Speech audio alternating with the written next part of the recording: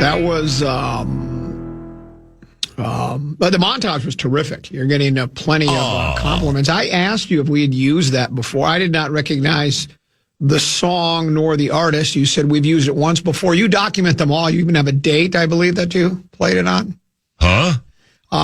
So we've used, that's Aerosmith, Same Old Song and Dance, Same Old, Same Old. And it sort of was, I wouldn't say it was a carbon copy of what we've seen so far from the Vikings, but certainly depressing, I guess, is a word you could use. The word, though, I was searching for was, I guess depressing would work. There was another D word I was thinking about. Dang it. Dang it would work. That's two words, actually. D word. Breast yoga fans. Yeah, dang it. That's too bad. Demoralizing, I think, would be the word I was looking for. It's demoralizing. But what are you going to do? I mean, your montage summed it all up. Again, we'll do what we always do on a Monday. It's the post-mortem. We sift through the rubble that is another Vikings loss. The post-mortem. What is it when you... what's the word I'm looking for that you do if you work as a... you dissect... No, you're trying to figure out how they died. What's the word I'm looking for? Autopsy. Autopsy. There you go. Appreciate that. The autopsy of the death of yesterday's game that was the Vikings. I don't even remember what the final score was. We had it. It was right there.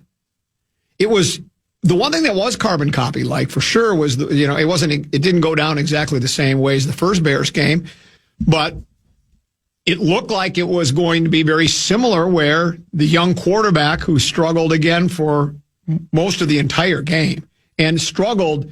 Chip Scoggins summed it up pretty well in his piece, a Fish Wrap Factory West Side columnist, fellow Woodbury, and we text and talk more than most people know.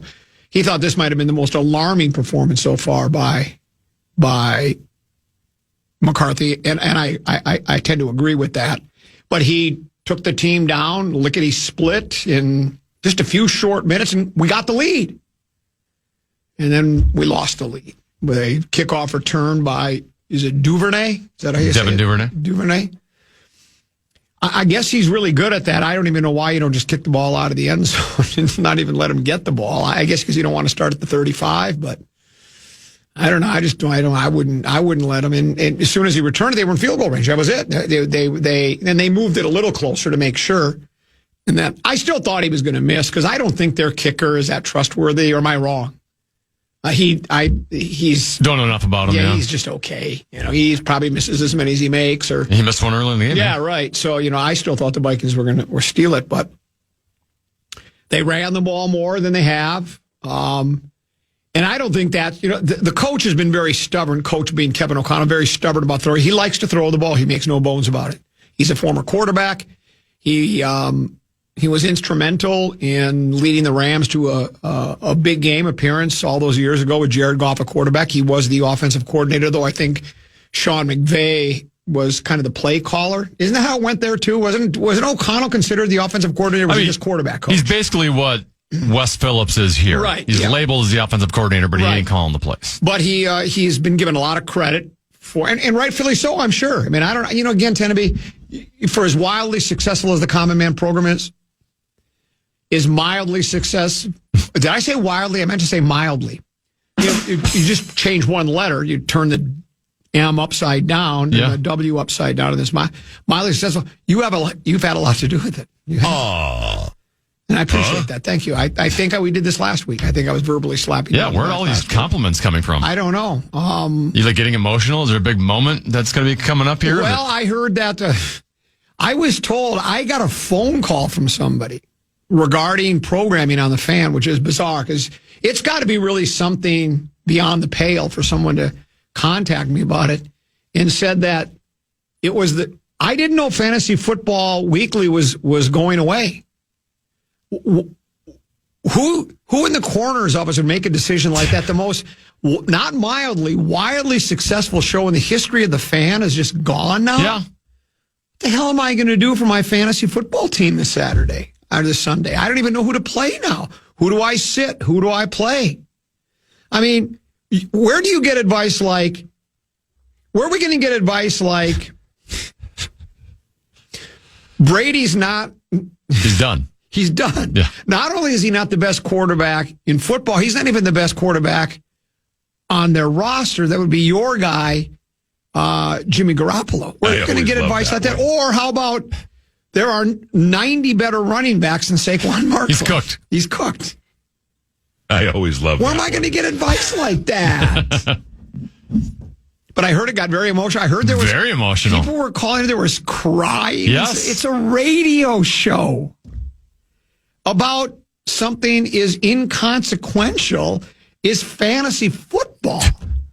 And I know people are into it. There was a time I was. But there was sobbing on 100,000 watt radio. And I couldn't look because I was playing golf. And I wasn't playing. I had it going early. There's no reason. It's 2 over standing on 8 tee box at Prestwick. Forced carryover water, strong wind. And you know what I did? I did what I hadn't been doing all day. But one of the other changes, not just in my swing. 18 at Prestwick. Or, no, 8, I'm sorry. Okay. 8, the forced carryover water. What I've been doing is really taking and making sure, a lot of times I just go up and swing, especially if it's a trickier shot, because sometimes that's the right thing to do. And I did the Joe Mauer quick swing and hit the ball right into the water. Went from 2 over to 5 over, just like that. But I would have been better off listening to the final, the grand finale of Fantasy Football Weekly. I would think it's probably the most listened to radio program, not just in fan history, but maybe the entire, since Edison invented the wacky thing called the radio. Or was that Tesla? No. It was Marconi. That's who it was. But we're not familiar with Marconis here at this radio station. We've been nominated. If you want to talk Marconis, we should have Dave Ryan come in. I think he's won at least one, if not a couple. They're giving away Marconis at Home Depot.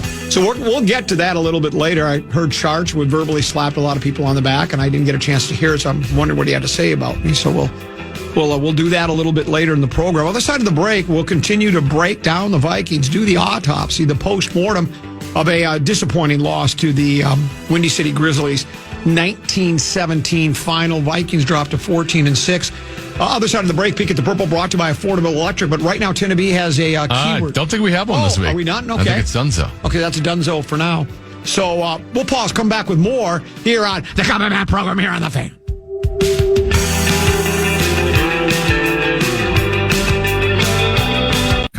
The Fan. Aquarius Home Services has your shot at 4 tickets to see Green Bay take on the Purple in early January, plus $500 in game day cash.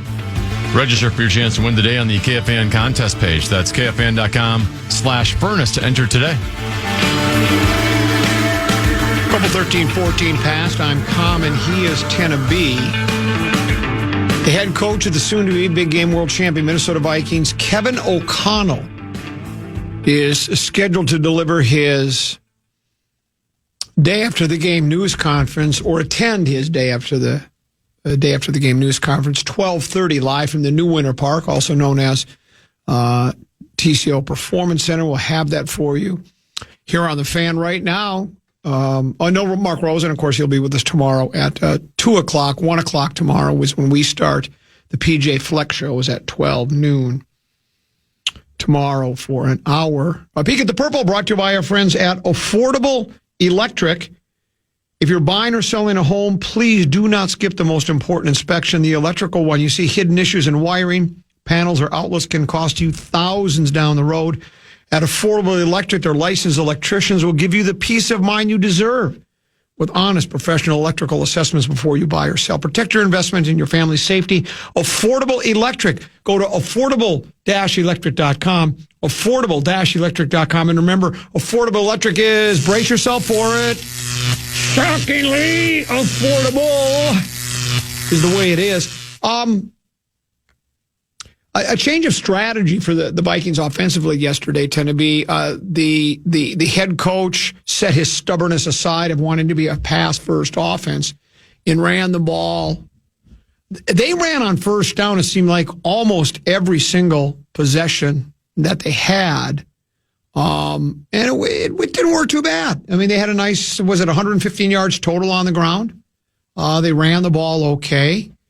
McCarthy had a couple of throws that were key. And, of course, that last series was very reminiscent of what he did against the Bears the first time around. But, again, it was too little too late, and the Vikings lose the game. I don't know what to make of the quarterback. We still have a couple of different camps. I'm told PA was in full defense mode today. This one says, PA has lost his mind. Now, I think I knew that before, hearing about what he had to say about JJ's performance, but he says when he was relentlessly defending McCarthy like usual, he mentioned it took 6-7 years for Sam Darnold to play well. He's willing to see 6 years of waiting for this kid to get. You've got to be kidding me. It should happen sooner than that. I would assume he can't get much worse. No. Right? I mean, it's like you're about as low as it can. You sent me a screenshot of Alec Lewis tweet that said current QB efficiency rate on RBSDM. What is RBSDM? No idea. I don't either. But this chart, like, it looks like May, J. Love, and Josh Allen are at the best numbers, like 0.30. You know, again, this is that Sabermetrics analytics. I always just look at, can a quarterback lead a team down the field late in the game and win it? And JJ did that. So by that barometer, he was pretty good yesterday. But anyway, then McCarthy's rock bottom. I mean, it's way at the bottom too. It's like there's a huge gap between him and Dylan Gabriel. Yeah, Dylan Gabriel, and who else? Cam Ward. Cam Ward, and a couple of others. It's not good. No, it's not good. And hurts even more when Darnold's basically the second best quarterback on here. Yeah, and now Darnold was awful yesterday. 4 Yeah. interceptions, yet they almost won a game as well. Goff was awful. Williams was just okay. He had the same completion that he was 16-32, just like McCarthy. And I don't think J. Love played particularly well. It wasn't a great day for many quarterbacks, except I guess Josh Allen. He tied a National Football League record of 3 rushing touchdowns and 3 passing touchdowns in the same game. You know who he tied the record with, Tennessee? The greatest quarterback in the history of pro football, Otto Graham. And Otto Graham did it in the 1954 championship game. When you really need to rise to the occasion, in the biggest game of the season, Otto Graham, the greatest quarterback in the history of pro football. He's automatic. He's automatic. I like that. He's automatic. So, yeah, and you know, I see it. There's a couple of different camps. Everybody has to be in a camp. You either wish they would just move on from J.J. McCarthy right now, and you're still waxing nostalgic for the days of Sam Darnold, Danny Dimes, or even the opportunity to sign Aaron Rodgers, which I would have done. I would have done any of I would have done the Darnold or the Rodgers. I wasn't so convinced about Danny Dimes because really he was only here just on the practice squad. So it wasn't like he showed us anything here. I did not see Danny Dimes. I did not mind them letting him go. But I thought they should have signed Darnold. Of course, after yesterday's game, you wonder if maybe they made the right decision. But every quarterback is even the best in the business. And that Rams club, last I checked, is really, really good. Same with, I would let Goff off the hook a little bit, too. That Philadelphia defense is so much better than I thought they were. And the Lions' offensive line is a mess, and Goff had no time to throw, and when he did, he wasn't hitting guys. And then my guy, Danny Campbell. And look, I love the go for it on 4th down, but you got to kind of, that was when they were having to score 30, 35 points a game because their defense was so bad, right? So you had to go because the field goals weren't going to do it.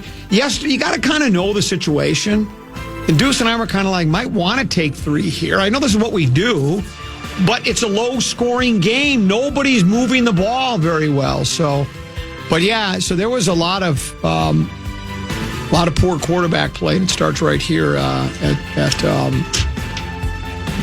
the bank. We'll take a break. We'll come back. The head coach should be next. Peek at the Purple brought to you by Affordable Electric, affordable-electric.com. O'Connell's next here on The Fan.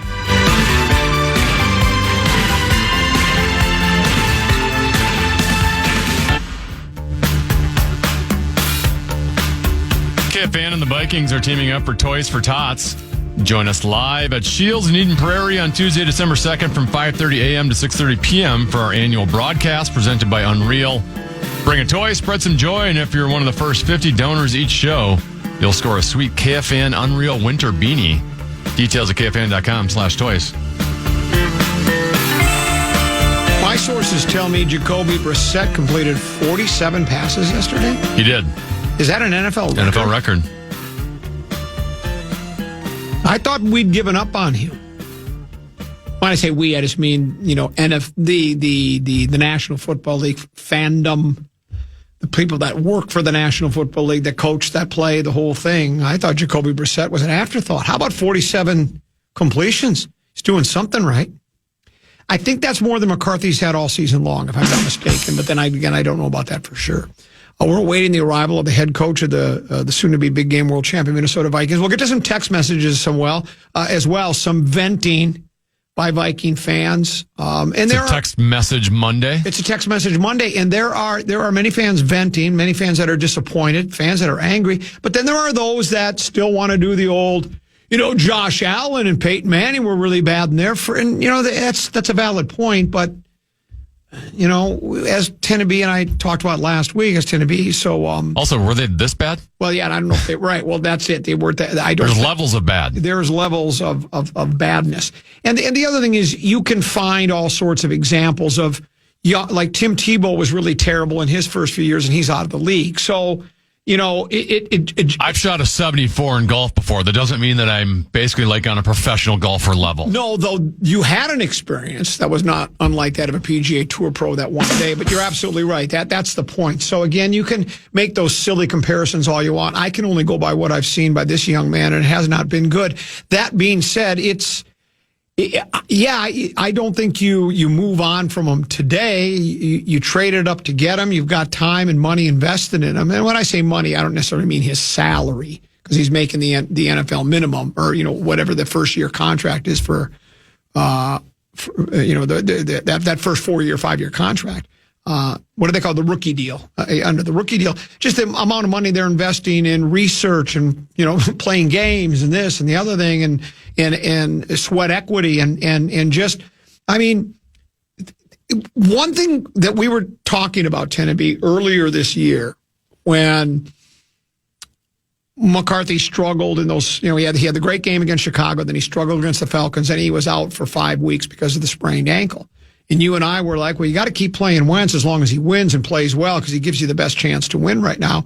And there were those fans that said, and there were a lot of people were saying, well, no, you've got to play this kid in order to see what you have. And one of my comebacks to that, one of my arguments was, well, there's a whole organization and there's a whole roster of players in front office that they can't wait forever for that. And that was pointed out. There was a piece, I think it was Saturday prior to the game in the Fish Wrap Factory West Side, that said exactly that. And so I think sometimes fans just get short-sighted. They just look at it from a fan point of view, and it's like, well, this season's over. We can't win this year, so let's just see we have a quarterback. But it's more nuanced than that, because the players in the organization that came here to win football games, Justin Jefferson doesn't want to spend 3-4 years finding out if this kid can play quarterback or not. Because if he can't, that's 3-4 years he's wasted of his career. He'll be out of his prime by then. Yeah, and all the other players, and the coach will be fired by then. It's more than just, you watching your games on Sundays or Mondays or Thursday night or Tuesday night, regardless of what night it is. And that was pointed out in the piece, and I'll get to a couple of those quotes a little bit later in the program. We obviously we have some time, and things are going to change or could change. But as I said on November 17th, if he keeps playing this way or just makes very slight progress the rest of the way, we're having a discussion in the offseason what we're doing about the quarterback situation for next year. Here's someone he loves the Josh Allen. Yes, Josh Allen was this bad. His time year, he had 10 TDs, 12 ints, and a 67 QB rating. I'd take that right now out of our quarterback. Those are actually pretty good numbers compared to how he's been playing. Some other. This one says, I'm literally just annoyed seeing McCarthy in a press conference post-game. If there's a slightly better version of Ponder, it's him, and that's not good. I just have to pinch myself for the next 2+ years. He is our QB. Oh, goody. I'd love to see some Brosmer at some point. I feel he's presently more pro-ready to lead an offense than McCarthy. And, yesterday he was asked, I watched the news conference on tape, and somebody asked McCarthy that, one of the local media, or I asked O'Connell, basically, had you considered, and he goes, I'm not going there right now. He didn't want to talk about that because I don't think there is any you got to remember, a lot of his reputation, O'Connell, is attached to J.J. McCarthy. It just is. It's the guy, you handpicked him. Now, again, I know apparently he wanted Drake May. Everybody wanted Drake May. Drake May wasn't there. So then you had to, in matter of fact, there was it 4 quarterbacks taken before McCarthy? 4 or 5, 6, 7, whatever it was.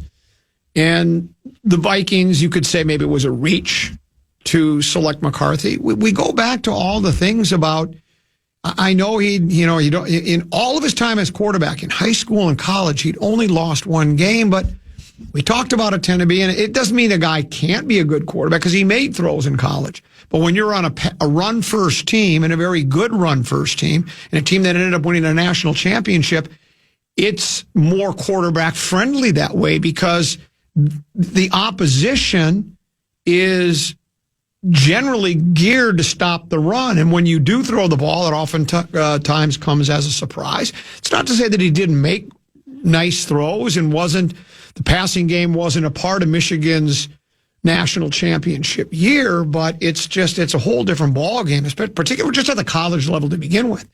I mean, you look at the Big 18 right now, there are literally 3 or 4 good teams in the Big 18 and the rest are just average football teams. They're your Minnesota Golden Gophers and your Michigan State Spartans and all these other clubs. Yeah, the Northwestern, they're just the Wisconsins they're just okay teams. They're not very good, so you can pad stats, especially when, and Michigan's defense is always good. So, and again, part of the issue for some of us was the idea of turning the team over to basically a rookie quarterback. I know he's technically not a rookie. He didn't play last year because of the knee surgery. But when you have a team coming off, I think they were 13-4. I know the last 2 games went poorly. They were awful. The game against Detroit was, as Mark Rosen would say, a hot mess. Certainly, the game against the Rams was terrible. Certainly, Darnold was really bad in the Detroit game, but in the Rams game, that was more on the offensive line. How many times do we have to say it? The head coach immediately following the game said, we have to rebuild the interior of our offensive line. He pulled no punches. Usually coaches don't make those kind of, I'm not even going to call it a rash conclusion but generally they don't say those things publicly immediately following a game. They kind of couch things, think it over, and then quietly make their decisions. But he was obviously just a devastating end of the season last year. I mean, you were 1 win away against Detroit from being the number 1 seed and having a first-round bye to having to play, getting to the 5th seed, having to play right and getting steamrolled by the Rams. And so I can understand why there was disappointment and even anger from the head coach and the rest of the organization. And that's when they made the decision. And then I don't know how much of this quarterback whisperer stuff is because he's considered, I guess, really good at developing quarterbacks. I've not seen that quarterback development yet. And I know Darnold. I'll give him his credit for Darnold, but I can get you the quotes. I've got them. I looked them up. Darnold basically said all of his success last year was due in large part, more than anything, to playing alongside Brock Purdy for an entire year. I got the quotes if you want them. He said Purdy taught him everything about being a quarterback, how to be patient, how to be gentle, how to be kind. Now, that's a quote from the Bible, I think. I think that's the ones that we use when you get married. I think everybody has that in there. Anyway, but that's what he says. And, when you have a quarterback-friendly system, and look, O'Connell can call a good game. I think he called a fairly good game yesterday. And again, I'm not an expert at that. I don't know exactly. It's always a chess match going on out there, right, Teneby? It's like a matter of fact, I was reading a piece. I don't know if it might have been Fish Wrap East or West or Athletic, but somebody was writing about how, I think it was Cashman was saying, we got kind of fooled a little bit by the running game. We did not see the running game we prepared. I'm paraphrasing, but the running game we prepared for was not the running game we saw. Yeah. They did some different things, and that's that chess match thing. That's where Ben Johnson is. That's why he's so highly regarded. He knew the Vikings would be looking at tape, watching what they did. He knows the Vikings' strengths and weaknesses defensively. He knows what Beeflo likes to do, much like Beeflo probably knows what Ben Johnson likes to do. But apparently, if you look at it, I'll try to dig up those quotes a little bit later in the Grum as well. So, there's a lot of different moving parts here to how this all works out. And, now I saw another graph. I don't know where I saw it, but it's like our chance to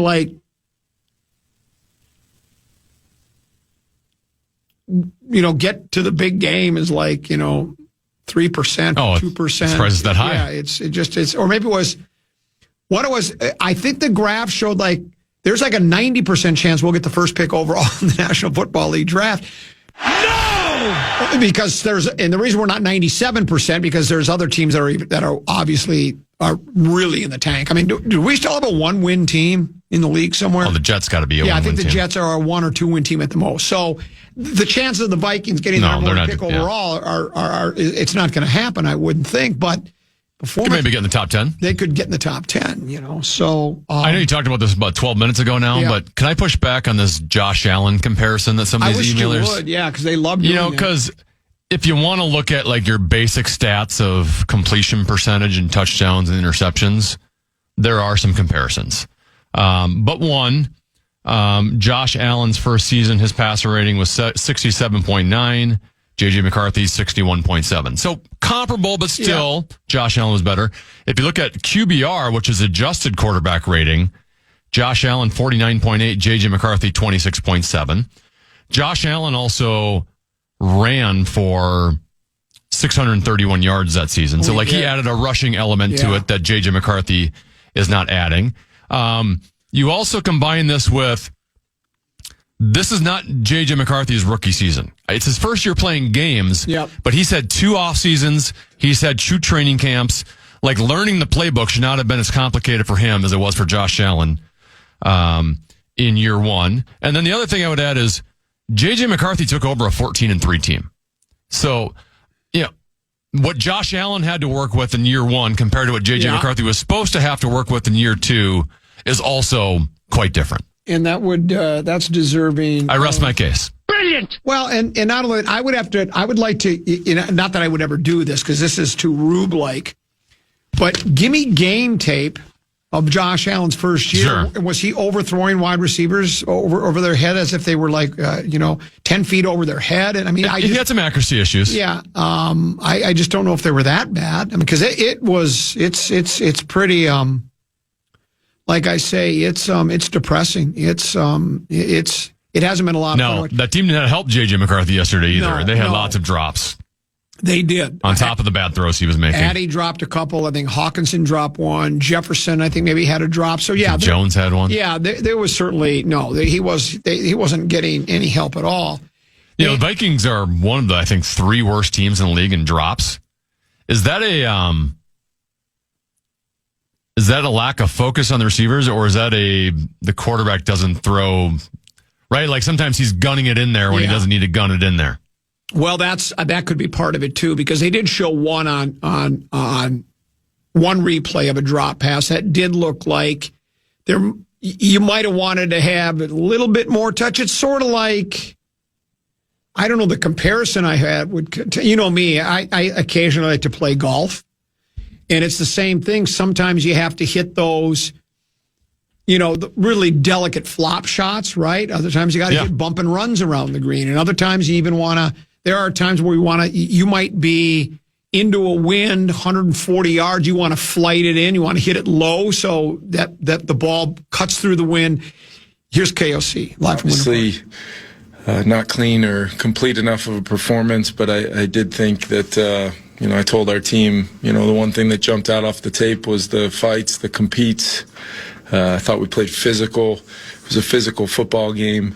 Didn't do enough to win the game, despite having some moments throughout where defensively doing some really good things early on to kind of keep us in the game.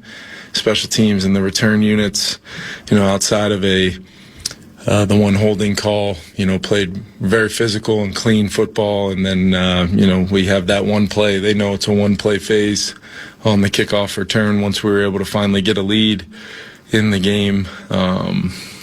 For our second lead, we only held for the 50 seconds, and they kicked the game-winning field goal. So give them credit for winning the game, and we've got to get back to work. I know our guys. There's a good energy in this building today of guys understanding we're just going to stay the course and continue to improve and attack this thing, knowing that we don't have a lot of time left. But we do have what it takes to win football games in our locker room and on our team, and that's what we're going to put everything we have into doing against the Green Bay Packers. Matt's got a really good team this year. Obviously, very, very talented. One of the more talented teams in football. They've added to that talent, and we've got to play a much more complete game than we did yesterday, and show up and do the things. We improved a little bit from a pre-snap and only had 2 penalties in the game, but I still think there's room for improvement there.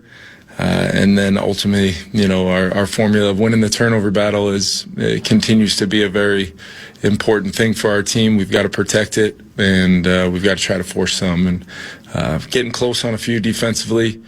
I keep telling those guys they're going to come. They're going to come in bunches when they do, and it'll have a very positive effect on our team when that happens. Is wearing women's underwear part of your turnover? JJ's serve mechanics during that game. Yeah, I thought there are some plays where he's making it hard on himself just by the nature of many of the things that I think that's probably the most frustrating part for him. It's talked about and repped and practiced at length, and then in those moments, in his 5th start, it's just the variance to it is causing his job to be more difficult than it needs to be, and he's wildly capable of making the throws that present themselves. There were some good throws in there as well, some throws there late that even after what had been a frustrating day for him, his ability to still respond like he has a couple times now and move the team late to get a lead.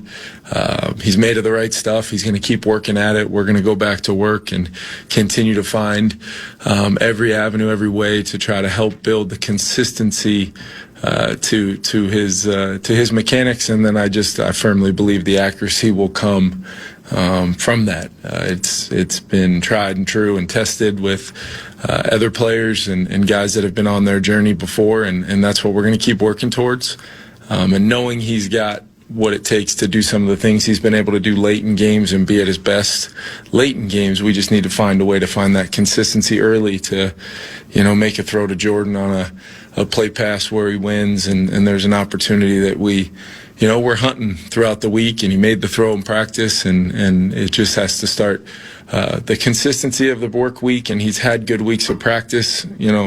we just continue to stack that and hopefully start seeing that show up in a consistent way on Sundays. Kevin, with JJ, all that he's going through, fifth start, all of that, are you concerned at all about the booze negatively impacting him as far as his confidence? Or no, I mean that's kind of what I think jumps out at you is after all of that, and that's included. That's the adversity of what yesterday was, leading into finding a way to put 14 points on the board. I mean, we get the long punt return, and then we get 2 really good runs off to score 1 touchdown, and then he had to take us 85 yards for the other one, and not ideal circumstances when you've had a day like that. The mental toughness, the physical toughness of the player is clear and evident, I think, to everybody. And I think I understand, and I think JJ does, the frustration with maybe seeing Justin or Jordan or somebody open, and we don't throw and catch that. There's a standard we have for ourselves that I hope our fans have for us, and I think all that is valid and justified, but at the same time, we've got to consistently stay true to the most important things, which is for a young player, just when you look back at the tape, did you take the right footwork? Did you have your eyes in the right spot? Was your posture and balance at the top, ideal, and then you get into some of the pocket movement things where it's a young player. You tend to throughout games, the ebbs and flows of games and things. Those are the things that you're trying to get more reps to have a feeling for how to handle that with the poise of your movement to continue to find the ways to put the ball in play and pitch and catch and like I said, we're going to go back to work on it like we have consistently, and he's had some really good weeks of practice, and we'll continue to challenge, not only JJ, but our whole team. The prep and the practice, I do believe starts to add up to positive performances, and there were examples of that from some other guys at maybe less visible positions than the quarterback position, but it's been something that we're going to continue to stay the course and strive to see the improvement and see it happen on a more consistent basis. Kevin, JJ's had 8 batted passes now. Is there a through line that you're seeing with those in terms of what's leading to them? Yeah, I think looking at yesterday, I know there was one where we kind of called it with the intent of maybe knowing that Montez Sweat would be free off that edge if he didn't peel with the back because nobody had him in man coverage. And if we could get that, there's so many times where you're watching and it's you're finding the word "if" showing up in a lot of your responses. If we can convert that third down when Justin wins on a pressure cut versus a linebacker, if we can hit that early down play pass, maybe to kind of check that box of while we're running it, get that explosive. Those are normally good formulas for us. If we can get that ball thrown over Montez on that one, it's not a batted pass, it's an Aaron Jones catch and run. In that scenario, we ended up converting that drive for a touchdown, but with needing the 4th and 5 to do so. So there's a lot of those where I think last week was a product of a few downs where some of the big guys from Baltimore, that was their role on the play, was to block some shots. But then there was also some times where I think we're moving pretty aggressively, churning up, eating up some space in the friendliness of the pocket. That we've got to continue to find that balance and that posture, and then maintain it without chewing up too much grass. Did you guys consider kicking out of the end zone at the end zone? Yeah, Chicago's 50 seconds left. They've got 3 timeouts. Obviously playing indoors. Our kickoff coverage unit has been one of the premier units on our team all season long. So in those moments, I think you've got to trust your guys to be at their best, and we got out of a couple young guys got out of their lanes on the backside there. We knew they were a field return team, and there was evidence earlier in the game, on the same location, Will hit it to the perfect spot, and I think there's an element to it too, where guys want to win so bad, they want to win that down so bad for the sake of the team, that the discipline of what is my job on the play. I think there's a lot of that going on our team right now because this team has fight. They're an incredibly close-knit group, and they want to go do the things that they think in their minds in the moment is the best thing for the play by going to make the play myself, but never at the detriment of the scheme and the fit of how we see the all 11 playing out. And I think there's some of that going on throughout our team, and it's a better problem to have than trying to find the fight and trying to find the guys that will play physical and hard for 60 minutes. We have that box checked, in my opinion, right now, consistently every single week. But it was a massive play, and looking back on it, you'd love to know ahead of time that a unit that has done a phenomenal job all year for the most part covering kicks. We wouldn't get it done in that moment, but I also wouldn't necessarily want to send that message to that group who had probably earned the right to cover that kick. And when you're talking a 10, 12, 15-yard difference between the 35 and what that could look like if we get one of those premier coverage snaps out of those guys that we've become accustomed to seeing, that could be the difference in that field goal even being attempted or not. But clearly a massive, massive play with how the game had gone up until that point. To get the 14 points to get the lead back, was very frustrating for I know our guys. What have your conversations been like this year with Justin? Obviously, him not having the production he's used to having. Just what have your conversations with him been like? Yeah, I think the perfect example of what makes Justin so special is that Jordan Mason touchdown run. If you hadn't had a chance to see that one. That's Justin Jefferson, and that is, he push cracks the safety, blocks him once, refits the block, and he's the reason why we score on the play. And he didn't catch it. He didn't walk the ball over the goal line himself, but he certainly, in that moment, no matter what the perception of his frustration might be, that's the player that I know we're getting on every snap. And this guy wants to win. He's competitive. He is willing to do whatever it takes to win a game, and it's evident with what he's putting on tape. And in regards to my conversations with him, it's more so Justin is our franchise player. He is a guy that has assumed such a role in this organization that he understands the value of his work preparation throughout the week, what he brings to our team from an energy standpoint, and I'll never fault him for the competitive drive he has to help his team win. And I think that's the biggest thing that comes out of it in my dialogue with him. And we talk a lot, and our relationship is strong as ever because I lean on him in many, many ways, in regards to helping to shape and guide our football team, especially when you've got a young quarterback, and he knows a lot of the factors that can create throughout the ebbs and flows of the season, and he's been phenomenal.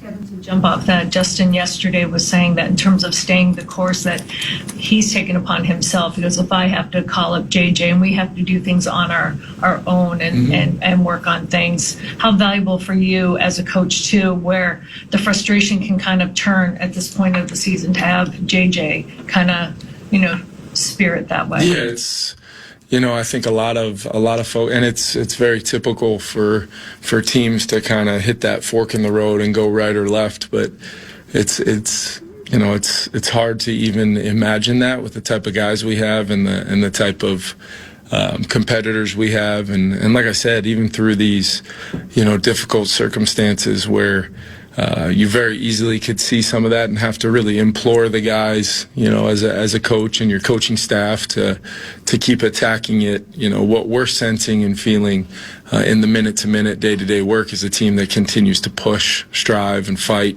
And I think it was evident again yesterday, even after some of the fan reaction that was justified to how we were maybe playing in the past game on offense. We stayed the course and just kept going and tried to figure out a way to win that game, and had a lead under a minute. Both times we've lost to Chicago since I've been here, I think we've had the lead either under a minute or gotten it back late in a game, and they've kicked a field goal to beat us. And both times we lost the turnover battle by 2. Both times we did things throughout the game that gave them a yellow brick road to win the game, and we still had a chance in the end and just didn't make, that one complimentary play that would allow our defense to maybe get that same stop just further back in the field. So, but like I said, there's no seeking comfort in saying that I'm proud of our guys' fight and their ability to continue to play the way they are from a physicality and an effort standpoint. And it becomes harder and harder as the results, don't come your way to consistently do that. But what this team is made of, I know we're going to continue to do those things. And now we've got to just focus on the consistency factor of how do we play football in a way that gives us better chances to win games where it doesn't feel like it is so difficult at times or it's such a heavy lift to do so. Because it's hard enough to win in the NFL as it is. And, these guys are made of the right stuff, and we're going to keep attacking it. And we're going to keep attacking it in a way that hopefully makes, our fans proud of the way we're, fighting like heck to go 1-0 every week. Time for two more questions, JJ, guys. Taking accountability the way he did after the game, just how does that hit you, and how did you then apply that and translate that to growth from practice into a game? Yeah, to me, that falls right in line with the intangibles of how he was able to get it done at the end of the game. I mean, he's never going to turn it down. He's never going to turn the work down, mentally or physically. This is just, to me, it's a consistency factor and discipline of some very simple things that we're working very hard to make translate in those competitive moments where you get one opportunity a week. And 54 plays yesterday, how many of those were in the 2-minute mode? How many of those were in normal football? How many of those were on third down? You're just trying to get him to understand that every single snap, his detail and his job is of the utmost importance. I thought he had some really great protection calls yesterday. It's a defense that had really, really activated some problems for people, free runners left and right, in some zone pressures, and he was able to navigate what was a pretty intricate protection plan and with precision, and that was all pre-snap. Just like a lot of the things he's been able to be prepared to do in his high capacity pre-snap, we just have to find that when it comes to the post-snap. And sometimes it's not even reads and progressions. It's simply just the fundamental foundation that we need to start seeing the concrete kind of dry a little bit on the work that's put in. Yeah, but I was telling guys turnovers will come. How come they haven't come? You know what? It's, there's a couple examples yesterday of the ball getting tipped and falling to the turf at US Bank Stadium, and we've got a guy maybe 1 or 2 steps away. There wasn't, I thought for the most part, they didn't put the ball at harm's risk very often. I think Caleb put it on the ground maybe once late and was able to secure it right back. And you just keep, Darren, you just keep playing and you're doing the principles. I think we forced 10 negatives yesterday to try to put them behind the chains. I think we can still strive to have that, effect on defense. Some third and long conversions on some simple plays where maybe 1 or 2 guys just simply does their job a little bit better. We get off the field on those, and that adds to the day that our defense was having from stopping a pretty talented offense and an offense that's been playing pretty well. So I think you just got to keep playing. You got to keep punching. You got to keep raking, hammering, going at the football when ball carriers have it, getting population to the ball to see how many purple hats we can have arriving at the ball to have those opportunities, not only to punch it out, but then get it when it ends up on the ground, and then catch the ones they throw to us. If we do get one thrown our way, we got to make that play, and then the tips and overthrows have to, the law of averages should even out on those at some point, and we just got to keep staying the course. It's much like the mindset of our whole team right now.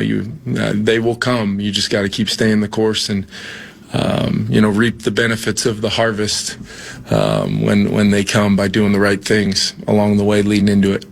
Thanks, Eric. Oh, is that it? So now what do we do? Are we behind? Should we break? Yeah, we're way behind. Oh, yeah, okay. Let's break.